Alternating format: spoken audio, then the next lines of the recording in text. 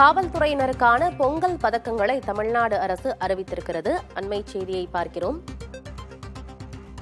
முதலமைச்சர் மு.க.ஸ்டாலின் உத்தரவிட்டிருக்கிறார். பதக்கங்கள் பெறும் அலுவலர்களுக்கு அவரவர்களின் நிலைகளுக்கு தக்கவாறு ரொக்கத்தொகை வழங்கப்படும் என்றும் முதலமைச்சர் கூறியிருக்கிறார்.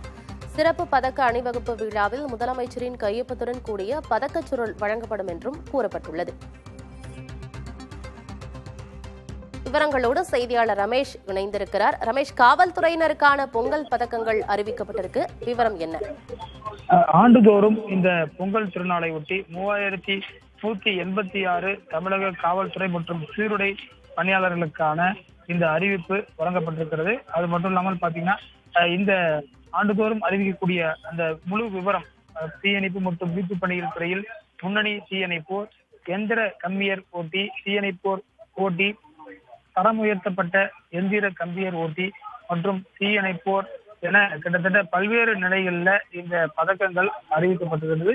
இந்த ஆண்டு காவல்துறையில் காவலர் நிலை 2 கிரேட் 2 என்று சொல்வார்கள், காவலர் நிலை 1 தலைமை காவலர் மற்றும் சிறப்பு சார்பு ஆய்வாளர் நிலைகளில் 3000 பணியாளர்களுக்கு தமிழக முதலமைச்சரின் காவல் பதக்கங்கள் வழங்க முதலமைச்சர் உத்தரவிட்டிருக்கிறார். 3186 பேருக்கும் வரக்கூடிய நாட்களில் அவர்களுக்கு பிப்ரவரி 1ஆம் தேதி முதல் இதற்கான அந்த பதக்கப்படியும் உயர்த்தி 400 ரூபாய் என்ற அளவில் உயர்த்தி வழங்கப்படும் என்று அறிவிக்கப்பட்டிருக்கிறது. காவலர் வானொலி பிரிவு, மோப்பநாய் படைப்பிரிவு, காவலர் புகைப்பட கலைஞர் பிரிவு பணியாற்றும் அதிகாரிகள் மற்றும் அலுவலர்கள் என ஒவ்வொரு பிரிவிலும் 2 நபர்கள் வீதம் மொத்தம் 6 அதிகாரிகள் மற்றும் அலுவலர்களுக்கு முதலமைச்சர் இந்த பதக்கத்தை அறிவித்திருக்கிறார். ஆனந்தி, தகவல்களுக்கு நன்றி ரமேஷ்.